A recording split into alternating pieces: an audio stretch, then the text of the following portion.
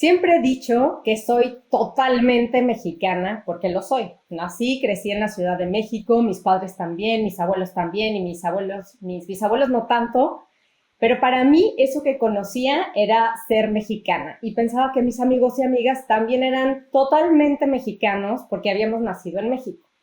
De lo que no me había percatado cuando era niña es que yo y todos esos niños estábamos cruzados por múltiples identidades que nos daban carácter particular.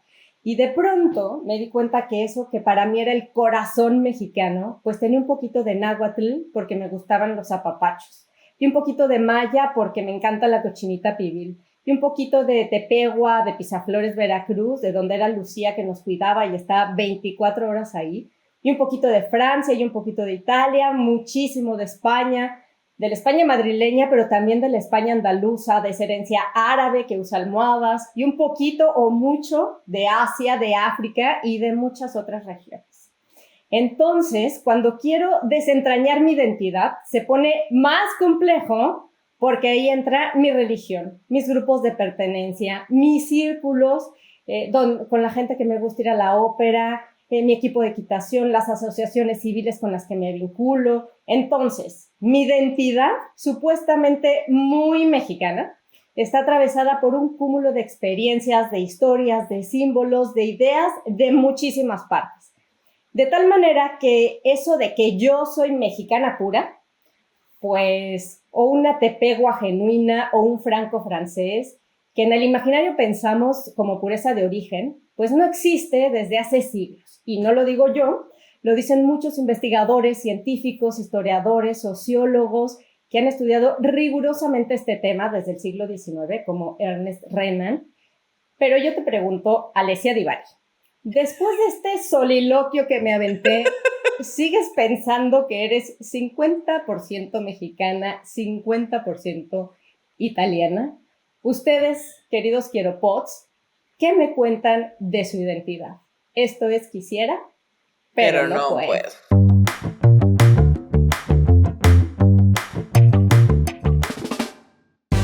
Hola, ¿cómo estás? Hola, Marisela Salazar.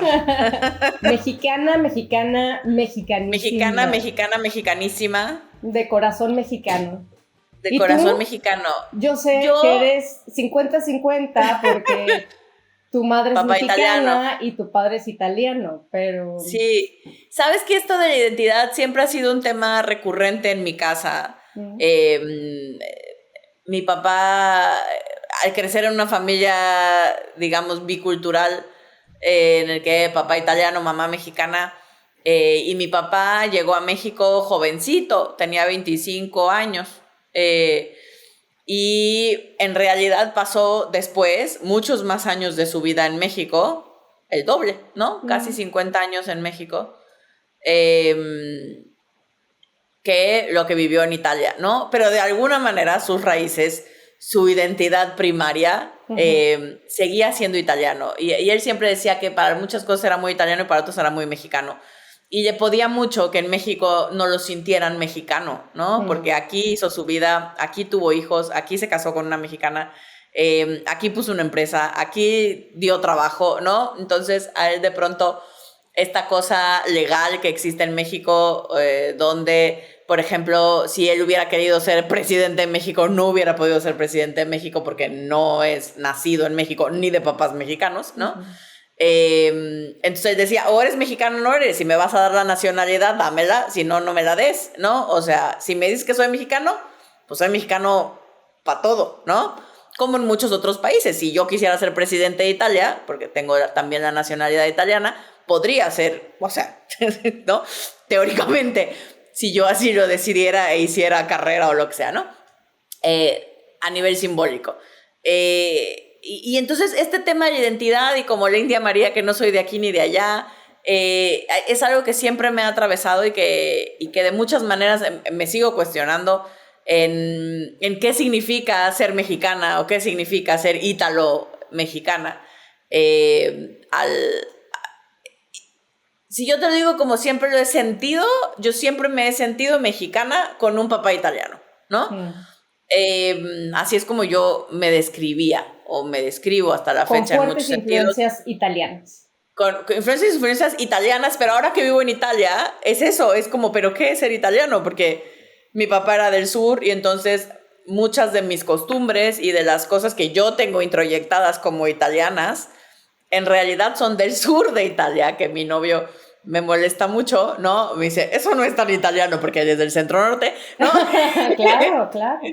Y hay una división importante, digamos, entre Italia del norte y Italia del sur. Y entonces me dice, eso no es tan italiano. Y yo, bueno, en mi cabeza eso era Italia. En mi cabeza Italia era Matinata, el pueblito de mi papá del sur.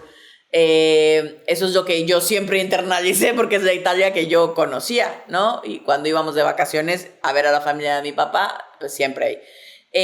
Y después, pues sí, muy mexicana, siempre me sentí muy mexicana. Mi corazoncito está en México y nací y crecí en México.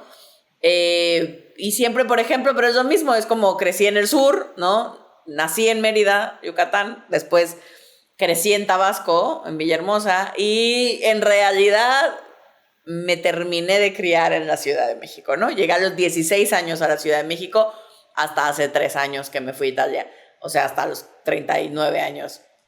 Entonces soy más chilanga que nada, ¿no? En muchos sentidos. Y todo eso es como lo que yo he ido entendiendo, o para mí, como yo lo he ido como Asimilando o asimilando, construyendo. dándole forma en mi Ujú. cabeza, o que me haga sentido a mí, es como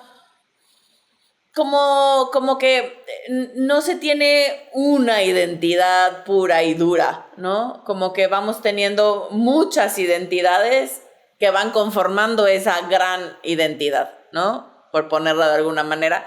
Y que además creo, o al menos en mi experiencia, que en muchos sentidos va cambiando con los años. Totalmente. Y yo, por ejemplo, ahora que vine a Francia, veía también acá en Lyon, ¿no? Porque estaba en Lyon y había muchísima gente que era de origen argelino, pero eran franceses que ya habían nacido en Francia y al final del día como que esta identidad estaba también trastocada, ¿no? Porque digamos que los franceses que tenían padres franceses, abuelos franceses, pues no sentían que ellos fueran franceses, pero ellos eran franceses y tenían otras identidades que también les cruzaban. Pero creo que lo mismo pasa en todos los países. En México hay 69 lenguas. Siempre digo este dato que me encanta, ¿no? Decir que tiene 364 variaciones las lenguas y cada una de esas variaciones es una comunidad distinta, una forma distinta de comer, de hablar, de vestirse, de entender el universo, de comunicarse. Y entonces en el mismo país pues hay una diversidad gigantesca, pero no es algo propio de México, es decir, pasa en todas las regiones del mundo y creo que tú y yo lo platicábamos, ¿no? Es como en todas partes del mundo, no es lo mismo el sur, el norte, es más, al interior de una capital o al interior de una misma región hay una diversidad tremenda. Y entonces el poder mirar todas esas identidades que nos atraviesan, creo que te abre un mundo de posibilidades y te abre, pues sí, los ojos de que no somos tan puros o que no, o simplemente reflexionar qué significa eso de ser mexicano, por ejemplo, en nuestro caso, pero otra persona podría decir qué significa ser español, qué significa ser francesa, qué significa ser italiano, pero diferente los toscanos, ¿no? Es totalmente. Y al interior de España lo mismo, no es lo mismo los gallegos. Ser de Madrid que de Barcelona. Claro, claro. Entonces van siendo como, pues, comunidades distintas que vamos conviviendo. Y este autor, Ernest Renan, me topé con una conferencia de él que dio en 1880 y algo en la Sorbona. Y él, Y nuevecita. ajá, pero imagínate, o sea, hace siglos, literalmente, y este señor desentrañaba este tema de las múltiples identidades y decía, pues no importa que estés en la, porque él decía, a ver una nación cómo se hace, y empezaba a decir, pues la lengua, la raza, hablaban de razas, ¿no? De Pensaba que razas. había razas, entonces la lengua, la raza, la religión, y entonces de pronto empezaba a poner ejemplos donde decía, pues no, ciertamente son algunos indicadores, pero las personas estamos cruzadas por mucho más que eso, ¿no?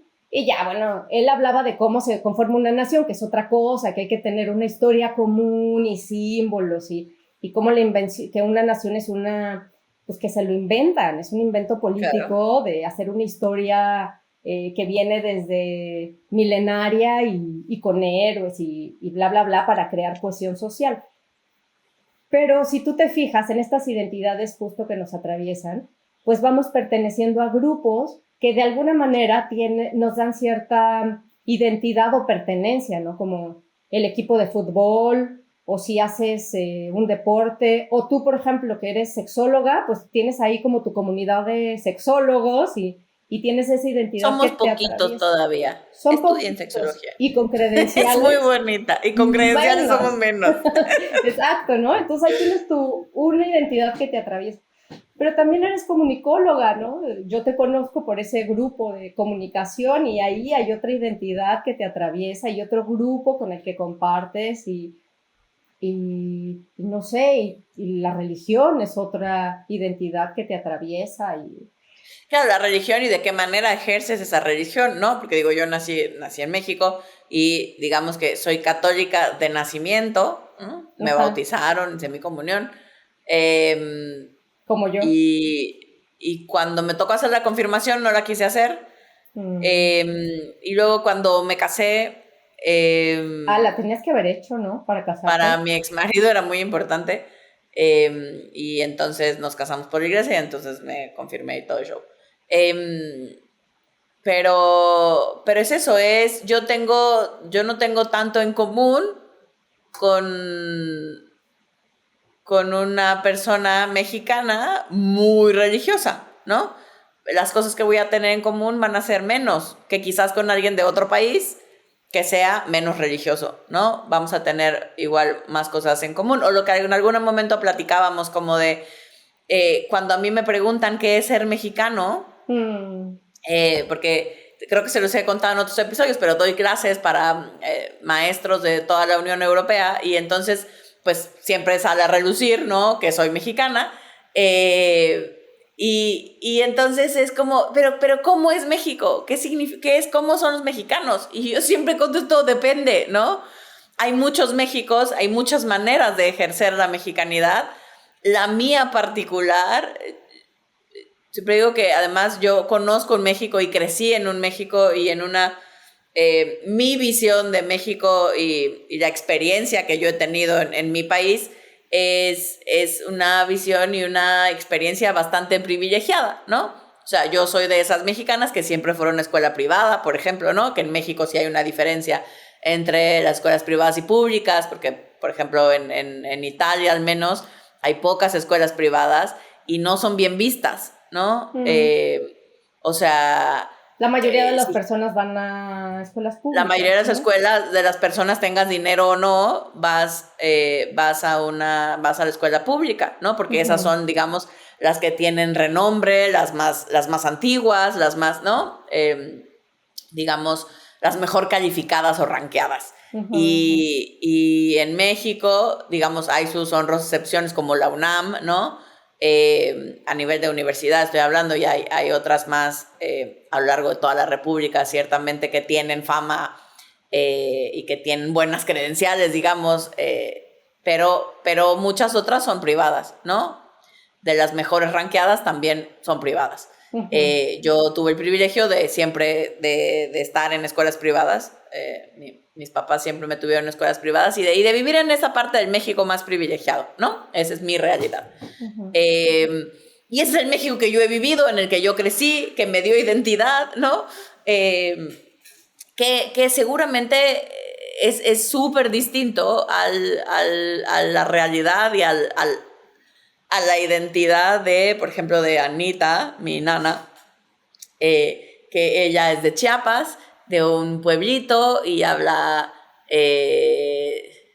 chontal, si no me equivoco. Uh-huh. Porque primero pensaba que era tzotzil, pero el otro día me dijo que no es tzotzil, si no me equivoco, habla chontal. Y siempre ha estado con nosotros y ella me ha cuidado desde que soy chiquitita y siempre tengo esta cosa como decías tú, ¿no? también de la persona que estaba en tu casa y que les ayudaba y que estaba 24/7 y de cómo nos van cruzando esas identidades y cómo, o sea, para mí algo que recuerdo con mucho cariño es que Anita desde chiquita me llama Jujusa, ¿no? Que significa hormiguita. No sé por qué, no sé en qué momento nació, pero desde que yo era muy chiquitita, entonces me decía Jujusa. Y se me quedó y entonces así me dice ella. Y todo eso me parece que es parte de mi identidad y de cómo yo la he construido de las cosas, de mis propias experiencias. Y cada uno entonces vamos a contar un México distinto, ¿no?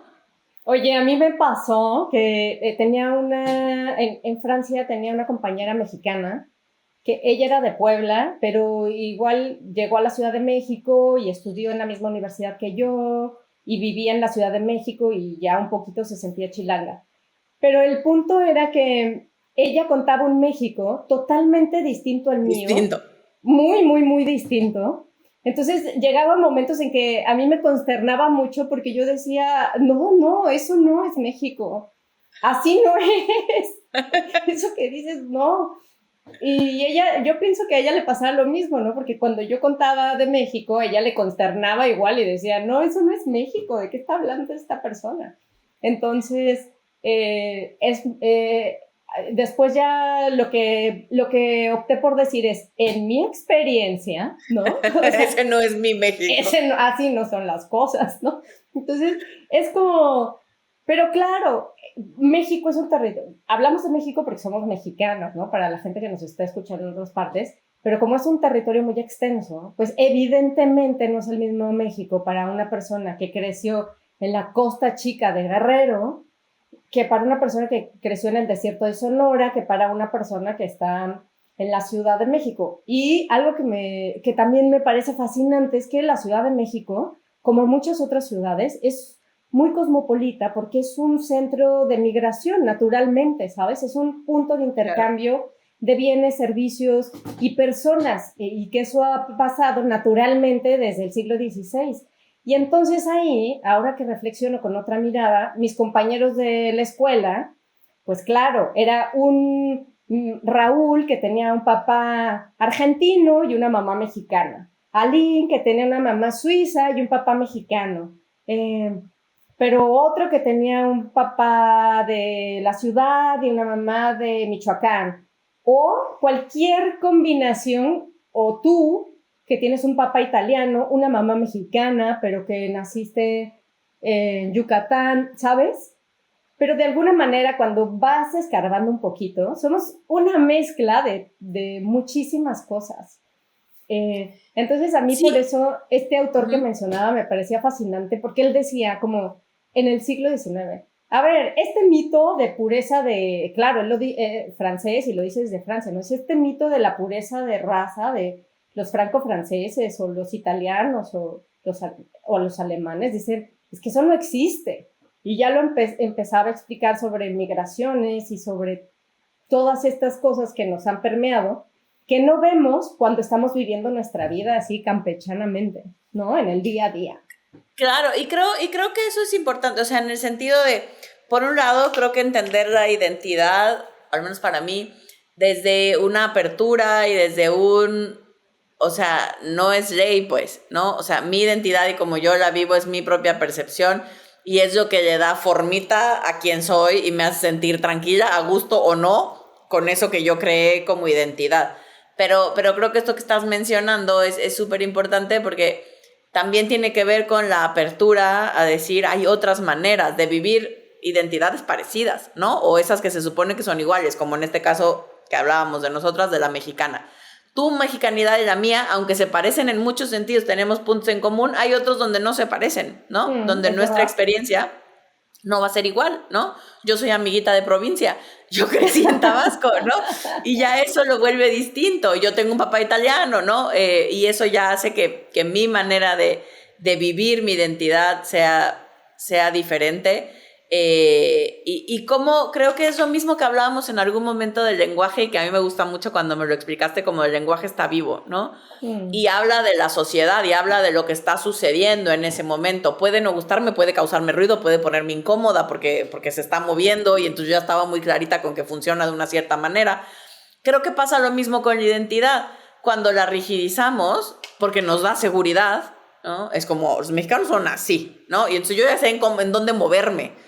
Ya sé, o sea, que ponemos mexicano etiquetas, significa, ¿no? O sea, ¿no? mexicano es Día de Muertos, folclor, nopales y sombrero gigante. Es como, ¿no? Tequila. Tequila, tequila, tequila, es verdad. Y decir, Exacto. ándale, pero Ándale. ándale. No, y es como, pues sí digo, ándale muy seguido, pero no. Exacto, ¿no? Pero son esas cosas que de pronto nos ponen, o nos pueden poner, al menos a mí, incómoda, como decir, no es eso, o no solo es eso, o sí es y no lo estás viendo, o lo que sea que cada quien nos pase.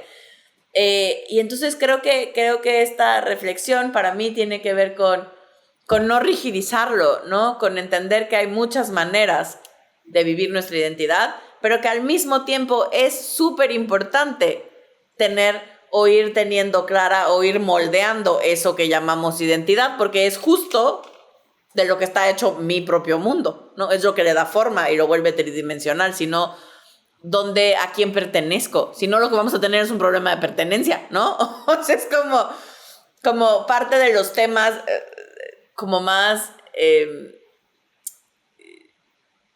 Oye, profundos en las personas tiene que ver con un tema de pertenencia. Y yo lo veía con una amiga que era como de la frontera, y entonces dice que cuando estaba en Estados Unidos, la frontera norte de México, cuando estaba en Estados Unidos, le decían mexicana, y cuando estaba en México le decían gringa, ¿no? Y entonces ella decía como, pues es que no, o sea, sí soy mexicana y sí soy gringa, pero los gringos como si le expulsaran por ser mexicana y los mexicanos le expulsaran por ser gringa, y entonces en la convivencia no pertenecía a ningún lugar, ¿no? Porque tenía estas dos cosas. Exacto, y eso es parte de lo difícil, a mí me pasa, y me ha pasado muchas veces, que para muchos mexicanos, por mis rasgos, ¿no? No soy lo suficientemente mexicana, ¿no? Empezando porque se me ve el cableado, ¿no? Porque estoy blanquilla. Ajá. Y cuando voy a Italia, o cuando iba a Italia, ahora pues vivo ahí, pues, pero cuando iba a Italia, para mi familia de allá, no era lo suficientemente italiana. Siempre me decían, es que tú tan mexicana. Y yo decía, pues, o sea, sí. Pero, sí, pero fíjate que allá siempre me dicen tú tan europea, ¿no? O sea, es como, y entonces yo entre broma y broma decía, ¿a quién se hace cargo de mis rasgos? Pues, ¿a quién se los enjareto? ¿De dónde soy, ya, no? Claro. Porque era, te digo, como este juego de la India María, ni de aquí ni de allá, como de no sé a dónde pertenezco, o sea, nadie se quiere hacer responsable de estos rasgos, ¿no? ¿A quién le pertenecen? Y en algún momento tuve mis ondas tuve un galancillo, de esas cosas que uno tiene en la vida solo por la anécdota del FBI. Literalmente Literalmente, sí, trabajaba para el FBI. Ajá. Y yo, creciendo en México, yo siempre me consideré... Sí, yo siempre me consideré blanca. Es que esto me acuerdo que se me hizo muy chistoso. Sí. Yo siempre me consideré blanca, porque en México, para la mayoría de los mexicanos, o de la gente con la que yo me relacionaba en México, siempre me dice, ay, tú eres súper blanquita, y a donde sea que voy, blanca y güera, aunque no soy güera, tengo cabello oscuro, pero pues siempre en mi identidad yo me viví como blanca, hasta que llegó él, que justo estaba en temas de migraciones y razas, ¿no? Él lo llamaba razas, que no sé, no sé si me gusta el nombre, pero... y entonces... no le alcanzaba el lenguaje para decir que había fenotipos distintos dentro de la misma raza humana que somos todos. Exacto, qué bonito lo dijiste, mana. Y entonces, me acuerdo, una vez, ¿no? Pues estábamos ahí conociéndonos y no sé qué, estaba una foto de mi familia y me dice, ay, tu hermana y tu papá, ellos sí son blancos caucásicos, ¿no? O sea, ellos sí entran en caucásicos. Tú y tu hermano y tu mamá son latinos. Anda. O sea, es lo que nosotros definiríamos, o sea, en Estados Unidos, ¿no? Como latinos. Me dijo, por Ya. eso a ti te paran en la frontera y a tu hermana, ¿no? ¿No? Por tus rasgos. Oye, Por tus rasgos. a mí cuando me catalogan también me Sacó dicen de la idea de ni muy europea, nada, no, que no, eres latina. latina. Y yo también, mi fenotipo dicen que es latina internacional. Ah, latina Latina internacional. internacional, eso significa que mi piel es blanca, pero mi cabello es castaño. Oscuro, ajá. Oscuro, claro, pero claro, en España, que hablan español, me dicen morena, ¿no? O sea, para ellos soy morena. Aunque aquí, vaya, son bastante similares, ¿no? Pero bueno, me hiciste reír porque aparte me haces recordar este cuadro de castas que está en el Museo del Virreinato en México, que si pueden ir a Ya ese sé museo cuál. es Es súper súper bonito. bonito. Pero justo de esta época del virreinato, cuando pues vienen de Europa a América, vienen, ahorita estoy en Europa, cuando van, Cuando van. cuando fueron, cuando se Exacto. encontraron, y este cuadro de castas va, no sé, nos encanta catalogar a los seres humanos, tenemos ahí como una fijación por catalogarlo todo para entenderlo, y entonces era, si el papá, o sea, era como la mezcla de padre y madre y quedaba, ¿no? Entonces, si era español con indio, daba mestizo, y tal con tal da criollo, y tal con tal da salta para atrás, y tal con tal da cambujo. Entonces, este cuadro de castas iba justamente indicando las castas, pero hubo tantas combinaciones, tantas mezclas, y las sigue habiendo, que ese cuadro de castas, si lo hicieran realmente, sería infinito, ¿no? Infinito. Sería infinito literalmente, pero me parece muy simbólico de esta necesidad de catalogarnos, de ponernos una etiqueta, de meternos en una caja, y de pronto resulta muy discriminatorio, ¿no? Porque entonces si eres con cierta fisionomía, pues tenía una amiga que decía que siempre la paraban en los aeropuertos y la metían al cuartito, ¿no? Entonces Ya me ha pasado. ella era morena de piel oscura y cabello chino, muy chino, entonces decía que siempre la metían al cuartito en los aeropuertos, ¿no? Ay, Pero pobre. Sí, pero son esas chingaderas que en realidad las personas que quizás no hemos vivido tanta discriminación, como es mi caso, no me considero, creo que, por eso insisto que en muchos sentidos he sido muy privilegiada.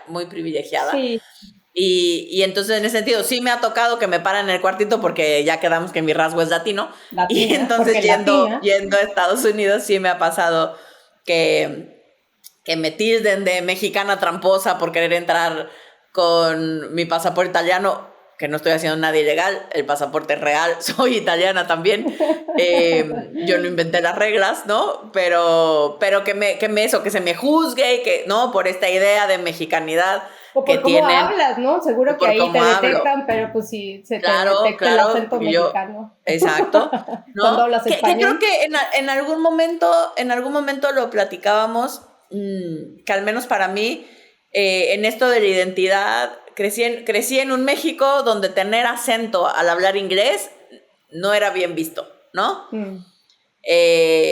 Donde lo deseable era hablar inglés con acento gringo, ¿no? Oye, eso es verdad, pero quiero decirte algo. Cuando fui a estudiar a España, a Madrid, vivía con varias personas Erasmus, eran jóvenes Erasmus, Ajá. y había una chava de Londres y había otro de Estados Unidos, de San Francisco. Entonces no sabes cómo lo buleaban por su acento americano. Le decían, Americano. habla bien, John, habla bien, tu acento. O sea, ¿por qué no hablas inglés correctamente, ¿no? O sea, como que a ella le parecía que el inglés correcto era el británico. El británico, Y que ese pues acento, es la madre lengua, ¿no? De ahí la viene. madre lengua, ¿no? Y ahora, sí, claro. Y entonces, pero creo que vaya, ahorita lo estamos haciendo de broma y de broma entre iguales, y en iguales en el sentido de iguales en posibilidades, iguales en contexto, iguales en herramientas y en sistema para poder responder, ¿no? Pero sí creo que es terrible y que ahí que había que hacer una reflexión profunda de cómo utilizamos todas estas etiquetas y todos estos rasgos para discriminar, para poner a las personas por encima y por debajo de nosotros, y que ha sido una forma en que históricamente hemos justificado pasar por encima del otro, ¿no? Claro, Oprimir claro, a eso es los lo que... otros desde un lugar hegemónico, y creo que ahí tendríamos que hacer una reflexión como muy seria para decir, no importa cómo hable la gente, no importa cómo se vista, no importa de dónde es, todos somos igualmente dignos en términos de humanidad. No sé si sea la manera correcta de expresarlo, pero vaya, más allá del rollo de todos tenemos los mismos derechos y somos iguales y tal. Es como todos somos distintos y ya está bien, o sea, ni bueno ni malo, es simplemente lo que es. Sí, o sea, yo creo que esta necesidad humana, ¿no? De categorizar, tiene que ver con entender o con buscar entender. Y desde ese lugar no me parece terrible, o sea, no me parece malo, ¿no? O jodido. Es una manera de entender, querer entender el mundo y de ubicar a cada cosa para darle un lugar y para poderlo acomodar, ¿no? Y que de alguna manera lo pueda yo poner en un lugar adentro de mí y decir, ah, esto va aquí, Para ¿no? nombrarlo, ¿no? Para nombrarlo, para permitirnos pensar. Sí, sí. Exacto, pero como dicen en muchos, cuando estudié coaching hay una frase que a mí se me quedó muy clavada y que a lo largo de mi vida ha ido teniendo diferentes significados y creo que al día de hoy no me acuerdo si en algún episodio lo dije, pero es esta frase de, no sé si ya lo han escuchado, de el mapa no es el territorio, ¿no? Y esta frase a mí me parece preciosa porque justo tiene que ver con esto que estamos diciendo. Es decir, los mapas que todos creamos solo son eso, son acercamientos, son interpretaciones, son una visión acerca de un territorio, ¿no? Pero está como cuando íbamos en la primaria, entonces la orografía de México, ¿no? Y esto está el mapita con todas las montañitas y dónde están. Y eso es lo único que ves en ese mapa, ¿no? Está focalizado en ver las montañitas. Pero luego está el mapita donde están todos los ríos y lagos y lagunitas y mares de México, ¿no? Y entonces lo puedes sobreponer y entonces tu mapa se vuelve más complejo, ¿no? Pero luego está el de división política, ¿ok? Y entonces lo puedes sobreponer. Y así cada mapa nos va dando una capita, ¿no? Para ir entendiendo o complejizando qué es México, ¿no? A mí, ¿qué es América? ¿Qué es Europa? ¿Qué es Asia? ¿Qué es Exacto. África? Oye, a mí me Lo encanta tu mismo sucede con ejemplo. nosotros, ¿no? Uh-huh. No, termina. No, eso, no, Es ya, que me vas. encanta tu ejemplo porque lo mismo dice Koselleck, ¿no? Para hablar de la historia. Entonces dice, cada científico, cada investigador va construyendo un mapa sobre un mismo hecho histórico. Y por eso todos siempre podemos aportar algo más, porque vemos con otro filtro, vemos otra cosa. Es decir, y lo mismo pasa, como decías tú, con nosotros, ¿no? Cuando nos estudia un biólogo, pues hablará de la parte biológica, la genética, pero si nos mira un sexólogo, una sexóloga como tú, pues todo lo liga a la parte sexual, pero si nos mira un comunicólogo, pues va a decir, mira cómo se mueve la postura y el lenguaje verbal y no verbal. Y así, ¿no? Y esos son como justo los mapas que estás diciendo. Y me parece como muy bonito porque cuando solo tomamos uno de esos mapas, pues estamos simplificando algo que es muy complejo. Tendríamos que, para tener la totalidad, tendríamos que tener todas esas capas, todos esos mapas, cruzarlos, reflexionarlos. Y creo que por eso, Que creo que es prácticamente imposible, pues. O sea, claro, porque la cantidad de mapas que existen acerca de una sola realidad, ¿no? Tan variados como humanos en este como planeta. exactamente, Y entonces exactamente. creo que simplemente los temas los vamos complejizando, los vamos profundizando, los vamos tratando de entender lo mejor que podemos, justo cruzando mapa, diciendo, aquí hay un mapa nuevo, a ver qué pasa si lo pongo y cómo funciona, ¿no? Me parece que eso es lo interesante de entender que el mapa no es el territorio. Es decir, Yo se los digo a mis pacientes, por ejemplo, ¿no? Cuando llegan y de primera instancia, en la primera sesión típicamente, llegan con un diagnóstico, ya sea dado por alguien más o autodiagnóstico, ¿no? Porque ya lo googlearon. Exacto, ¿no? Y entonces llegan con su etiqueta, ¿no? Con su identidad de yo soy bipolar tipo 2 o yo soy narcisista maligno terrible o yo soy, ¿no? Lo que sea que me ensarté de identidad o alguien más me hizo favor de ponerme encima. Y yo siempre digo, ok, gracias por la información, ¿no? Veremos. Veremos si eres como todos los bipolares que yo he conocido, o como dice el libro que son, o veremos si de verdad eres narcisista, maligno, del terror, y no eres capaz de generar ni tantita empatía. Veremos, ¿no? No lo sé. Eso es lo que tú me estás diciendo ahorita, pero yo todavía no conozco el territorio, todavía no me he enfrentado a este nuevo territorio, es decir, a esta nueva persona en este caso. Y todos esos mapas y todo, o sea, si alguien me dice soy bipolar, claro que yo tengo una serie de mapas en mi cabeza acerca de la bipolaridad, de lo que he estudiado, de mis propias experiencias, de otros pacientes, ¿no? Entonces tengo todos estos mapas que van a llegar y, ¿no? Voy a estar así, archivo, bipolaridad, ¿no? Voy y saco todos mis mapas. Y luego voy viendo si se parece, si encaja, si no encaja, ¿no? Y muchas veces tengo que crear un mapa nuevo porque digo, pues está bien padre todos los mapas que yo tenía, pero este no se parece, ¿no? Y también está muy bien que de pronto nos abramos a la posibilidad de que eso que hemos descrito igual y no somos eso, ¿no? Igual habría que construir un mapa nuevo porque igual y no somos esas etiquetas que nos han puesto. Porque ya estás hablando de cosas más complejas, ¿no? No es lo mismo que nací en el territorio que le llaman México, pues ya ahí no hay duda, eres mexicano y ya está, De ¿no? nacimiento. De nacimiento, Sí. por un tema ¿Cómo configuras ese ser mexicano? Es lo que cambia. Claro, o puedes decir, no, yo la verdad es que yo soy chamula y yo cero me siento mexicano y Mexicano. yo eso, no. Pero eso ya es otra cosa, ¿sabes? Pero hay otras etiquetas, así como tú eres tonto o tú eres lo que sea que se te ocurra, ¿no? O tú eres brillante o tú eres campeón o tú eres lo que sea.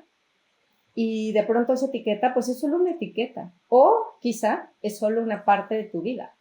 Una parte y no toda, ¿no? Y siempre puede cambiar. Escuchaba ahora una persona, un investigador, se llama Joaquín Cámara, y él decía que todas esas etiquetas, que todo lo que etiquetamos, era el ego. Y entonces él lo explicaba como todas estas formas que necesitamos para sobrevivir. Y entonces decía, pero claro, él hablaba en términos más de psico... o sea, en términos no de división política, decía, bueno, pues sí, tenemos un sistema político, económico, cultural que nos dicta qué es bueno, qué es malo, si eres italiana, si eres mexicana, si eres español, si eres marroquí o lo que sea. Y tú te vas adhiriendo a todas estas cosas, pero solo es el ego que te pone ahí que hace que te identifiques, ¿no? Y entonces te identificas incluso con las cosas más absurdas como una marca de ropa o con tener hijos o no tener hijos, con una enfermedad, o te identificas con un partido político o con un equipo de fútbol. Entonces se me hizo muy interesante porque decía que el ser, la persona, no era todas esas cosas, ni era todas esas etiquetas con las que se identificaba, sino que era como lo que tú eres, la humanidad que tú eres, estaba separado de todo eso. Y esas etiquetas solo te servían para transitar con una identidad, con pertenencia, digamos, ¿no? Pero entonces ahí lo que tú decías que es súper importante, ¿de qué manera yo me quedo esas etiquetas si me sirven? Pero si no me sirven, pues está bien como dejarlas pasar, ¿no? Pues sí, o sea, yo creo que por eso la invitación, como siempre, para todos nuestros quieropots, es simplemente es una invitación a cuestionarlo, ¿no? O sea, toda mi vida yo he sentido, mi identidad es que soy mexicana, pero tabasqueña, pero no lo sé, es como cuando salía algo que me pasaba. Cuando en México salía en la tele, ¿no? Y salía en programas y de pronto las dos cosas de mi identidad o de quién soy o de cómo me percibe el mundo o ese mundo, que me juzgaban o me criticaban o me echaban hate en las redes sociales, ¿Qué te decían? era en función de que soy súper fresa. Ya antes hablaba más fresa, ya se me ha pasado el No, acento. cero. Ya se me ha ido bajando mi acento. Este, o sea, que era súper fresa, que me quite la papa de la boca, que hablo súper, no Fresa, sé, ¿cómo ¿no? se dice fresa en otras regiones? Pija en En España, España, pija. pija en... A ver que nos digan cómo se dice en ¿Cómo se Argentina, dice? en Ajá, ¿cómo sería decir Colombia. alguien que es fresa o que está catalogada, ¿no? En ese sentido, como Mm, fresa. Y entonces, mucha gente tenía tema o me escribía acerca de mi acento, ¿no? O sea, mm. mi manera de hablar y que cómo podía ser sexóloga y estar gorda, ¿no? O ¿Y qué sea, tenía eran que temas, ver? nunca lo entendí, temas relacionados Mm, a mi físico o a mi manera de hablar. Y esa siempre ha sido, ¿no? Dos identidades, como el ser gorda o el hablar fresa o el hablar con el cantadito, ¿no? que es muy de Eh, nosotros de la Ciudad de México, ¿no? que es muy de la Ciudad Que de México, hablamos ¿no? así como alargadito. Exacto. Y entonces al principio me causaba mucho conflicto y me sentía muy mal y decía, y así hay un esfuerzo como por bajarle a mi tono, a mi cantadito. Neutralizar tu tono, claro. Exacto. Y bueno, y siempre tuve temas y he tenido temas con mi propia aceptación y mi imagen corporal, que en el episodio de gordofobia lo hablamos. Y entonces es como, pues sí, sí es una identidad que me atraviesa, pero no sé si es lo más importante de mí, pues, ¿no? Y me parece que esas cosas van cuestionadas, como esto de, ok, sí, soy gorda, pero eso ¿cómo se relaciona con ser sexóloga, pues, ¿no? O sea, yo puedo entender el juicio desde otras lecturas, pero Pero es bueno, ¿eso que lo puedo cambiar en este momento? No. Y entonces, ¿eso implica que yo soy una mala sexóloga o que no soy profesional o que estoy haciendo mal mi trabajo? No. ¿Mm? Y entonces me tuve que cuestionar toda una serie de cosas porque de verdad tenía, o sea, claro que también tenía yo muchos mensajes muy bonitos y me iba bien y por eso me seguían invitando a los programas, pero la parte de hate o de trolls que sí había, se iban sobre esas dos cosas, ¿no? Sobre mí. oye, pero fíjate, pienso que también estas personas que te mandaban estos mensajes debían sufrir mucho, porque en su contexto, en su pensamiento, si eran gordos o si son gordas, no les permite ser muchísimas cosas, ¿sabes? Y esto es así como una alimentación que hemos tenido todos de alguna manera, justamente por estas etiquetas. Y entonces, para ser protagonista de una historia en una telenovela, Hay que ser hay que ser delgadito. delgada y hay que tener el pelo largo, por ejemplo, ¿no? Y los hombres tienen que estar súper fuertes y tienen que ser súper valientes, ¿sabes? Es como, y ya lo hablábamos en algún episodio, pues no pueden ser sensibles, o sea, tienen que ser valientes, fuertes, proveedores. Y las mujeres tienen que ser delgadas, pero eso nos atraviesa a todos. Y si nos vamos creyendo esas historias, pues sufrimos muchísimo, porque de pronto eso no se apega a la realidad, porque hay una diversidad corporal y no importa si eres flaco, flaca, gorda o gordo, puede ser sexólogo, sexóloga, bailarín, ¿sabes? Es como, o lo que se te pegue la gana. Es decir, que a veces nos ponen esta idea de que si no tienes estos parámetros, cualquiera que sean los que cada uno tenga, no puedes tener éxito, Acceder. acceder a ciertas, eh, acceder a ciertas cosas, ¿no? Entonces es que claro, nos parece absurdo, pero ¿cómo nos vamos nutriendo de esto que nos dicta un sistema, de cómo tenemos que ser, ¿sabes? ¿Cómo nos tenemos que ver? O sea, ¿Qué tenemos que...? Justo, y creo que eso es lo bonito y lo peligroso de la identidad, porque lo bonito es que me da pertenencia, que me hace sentir parte de un grupo, que me hace sentir que tengo un lugar en el mundo, Y ¿no? las Y que soy tradiciones esta, tan ¿no? bonitas, ¿no? Que aunque son Exacto. inventadas, son padrísimas, Y disfrutables. no, y entonces me hace sentir enraizada y soy esta, ¿no? Y aquí, y esta, ¿no? Me da Te da como límites, ¿no? mm, Me da un límite estructura de para, estructura, ¿no? exacto, y esta soy. Muy bien. El problema es que si me la compro un poco demasiado, ¿no? Y entonces me caso y me enamoro de mi mapa, dejo de ver el territorio y dejo de entender que es un territorio vivo, que se mueve, que no siempre va a ser igual al mapa que yo tengo. Y que el de otros también está bien, ¿sabes? O sea, Sí, que pienso hay que sobre muchos todo mapas eso. para ese mismo territorio, ¿no? Así como igual yo estoy clavada porque yo qué sé, estudié geografía y soy maestra de geografía y estoy clavada con la orografía de México y entonces yo en todo veo montañas y montañitas y montes y montecitos y ese es mi mapa y con eso filtro la realidad, ¿no? Y claro, y es real y es tangible porque ese es mi filtro, ¿no? Y eso es donde voy a poner mi atención. Pero va a haber el que vea el alcantarillado de ese mapa, ¿no? La Y quien arquitectura, vea la arquitectura la y demás, música, ¿no? oye, Los paisajes sonoros. los Y paisajes sonoros.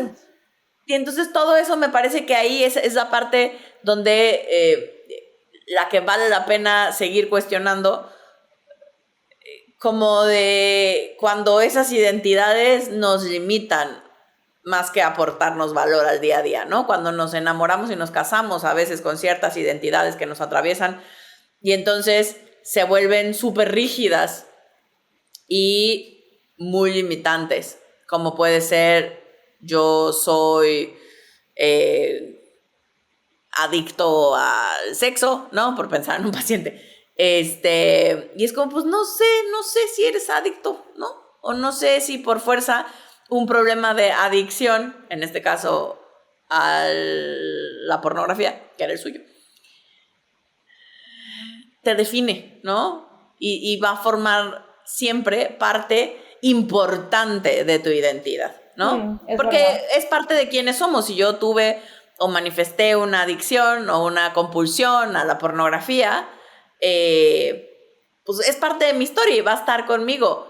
Pero es como, Sí, pero tú no pero eres eso. seguirnos, exacto, eres más Y que esa parte de mucho tu más. identidad. Y yo pienso que eso tiene que ver con este dicho que decimos en México, que dice, matas un perro y eres mataperros para siempre, ¿no? Exacto, Entonces, matas un perro y es mata perro. pero creo que también esta parte de que nosotros lo ponemos ahí en los mandamientos del quiero pot en excelencia, de la quiero pot en excelencia, que es que podemos cambiar de opinión, podemos equivocarnos, es decir, yo ahorita con el conocimiento que tengo y con los mapas que tengo, puedo pensar de una forma y puedo tener una visión, pero de pronto puede llegar un conocimiento nuevo que me haga cambiar por completo esa visión que yo tenía y de pronto verlo desde otro punto de vista. Y creo que eso nutre, ¿no? Y eso forma parte del desarrollo y de la evolución de las personas y creo que eso es muy deseable. Es decir, que podemos cambiar de opinión, que siempre podemos hacerlo mejor y que eso está bien, ¿no? Yo de niña era patinadora sobre hielo, pero no soy patinadora, ¿sabes? Es como soy mucho más ¿sabes? Es como, y también como hamburguesas y no soy la niña come hamburguesas, ¿sabes? Entonces es como, creo que somos muchísimo más que las etiquetas que nos pueden poner. Entonces, Claro, y cómo a lo largo de nuestra vida, ahorita que te escuchaban esto de ya no soy, o sea, no soy solo patinadora, a mí me pasaba, me sigue pasando a veces no con el solo eres ser, una cara bonita. no solo soy una cara bonita, gente. No, pero es ¿Qué te como pasa a ti? en su momento ser sexóloga, Mm, de muchas maneras me salvó y me cambió la vida. mm, Eh, y siento que en algún momento de mi vida me sobreidentifiqué con el ser sexóloga, ¿no? Y entonces era yo sexóloga antes de cualquier cosa y es como estas, y es como esta soy. Y hoy, en esto que decimos que se vale cambiar y es de humanos ir modificando y teniendo más mapas y por lo tanto expandiendo quién soy. Ser sexóloga es parte importante de mi identidad, ¿no? Es parte de quién soy, pero hoy puedo ver que no es toda yo, ¿no? Y que mi ser sexóloga le tengo mucho cariño y es una parte importante de mí que me ha dado mucho, pero también soy a la que le gusta cocinar, también soy a la que le encanta el cine, también soy a la que le encanta salir a caminar y admirar cursimente una puesta de sol, ¿no? Y todas esas cosas las disfruto de la misma manera, con la misma intensidad que ser sexóloga, pues, ¿no? Y me parece que eso ha sido parte de mi propio proceso, de mi propia transformación en mí misma y de ir abrazando todos los pedacitos y de estar en este momento, como en ese trabajo de ir abrazando todos los pedacitos de mis diferentes identidades, ¿no? Hay Al menos algo, así ha sido para mí. Algo que se me hace muy bonito de lo que dices es que dices abrazar todos esos pedazos que soy, y muchas veces no significa que te tengas que quedar con ellos, ¿no? Sino simplemente que los mires y que los dejes que pasen, ¿no? Es como, porque hay muchas cosas que no dependen de ti. ¿Dónde naces? ¿Quién es tu familia? ¿Cuál es el idioma que aprendes como lengua madre, ¿no? ¿Cómo se come en tu casa?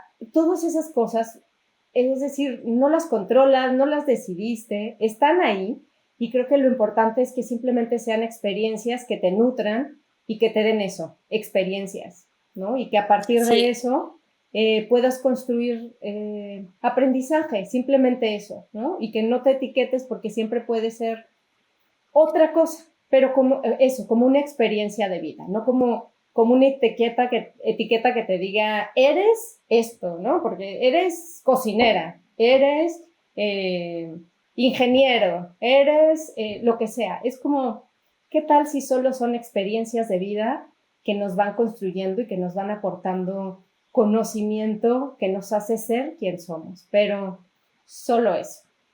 Ay, qué bonito. Oye, y para todos nuestros Ketopods, nuestros Ketopods. ¿Ahí vas a regalar algo? Voy a regalar unas playeras. 5 licuadoras, no. Con la identidad del Ketopod. La identidad del Ketopod. No, el reto de la semana. El reto de la semana. Creo que algo que estaría súper lindo y que nos puede, y creo que les puede ayudar a todos nuestros Ketopods a ir cuestionando y a ir ampliando estas identidades, es literal sentarse y escribir todas las identidades que sienten que les atraviesan, ¿no? O sea, desde las más lindas y con las que se sientan a gusto, como si yo fuera, empezaría por mexicana, papá italiano, apostólica, romana. Católica, apostólica y romana. No, bueno, nacida católica, pero no practicante. Latina, ¿no? Migrante. ¿no? Todas las que te atraviesan. Todas las que, ¿no? Que hemos estado platicando. Y también las que no te gustan, ¿no? Porque y también las que no te gustan, y luego pero que estás claro que sientes que te atraviesan. Exacto. Claro, claro. Entonces, una listita, échense su lista así de todas las identidades que de alguna manera sienten que les atraviesan, ¿no? Las lindas y las no tan lindas, con las que me siento muy a gusto y con las que digan, ¿no? Y oye, puede ser así como Puma de Corazón, que es un equipo de fútbol en México. Esa es una identidad. Tal cual. Y algo que estaría bueno es que después las vayan calificando en función de, ¿le aporta valor a mi identidad? ¿Le aporta valor a quién soy? ¿O me estorba más de lo que me ayuda? O sea, vamos empezando por cuestionar si esta identidad que siento que me atraviesa y que soy, sí, sigue funcionando al día de hoy, me ayuda, me estorba, me limita, me aporta valor. ¿De qué va en mi vida? Porque el primer pasito, siempre lo decimos, tiene que ver con darnos cuenta, y el segundo, con cuestionar, ¿no? Con preguntarnos, ¿para qué me sirve, no me sirve, hasta dónde me sirve? ¿De qué manera siento que esto ha marcado mi vida, ¿no? Un poco para empezar a hacer como esta visión más tridimensional de quiénes somos y ver que somos muchos pedacitos para idealmente después ir abrazando todo este que soy, porque nos parezca o no, es parte de quienes somos, es parte de nuestra identidad, no tiene que ser la más importante, no tiene que ser la central, pero sí es parte de mi historia y vale la pena reconocerla y tomarla como eso que es. Oye, y algo que a mí me parece muy interesante, que también, si pueden, indaguen dónde nacieron, qué costumbres tenían sus abuelos, sus bisabuelos, su linaje, porque luego te encuentras cosas muy interesantes que no sabías. Es muy bonito. Y es muy bonito, es muy bonito. ¿Tú tienes en tu linaje hasta dónde, sabes? El libro entero, con fotografías. ¿Con todo? Claro. Yo me sé la historia del lado de mi mamá. Desde los Lumière hasta... No estoy tan intensa. Del lado de mi mamá yo creo que me sé la historia hasta mis tatarabuelos.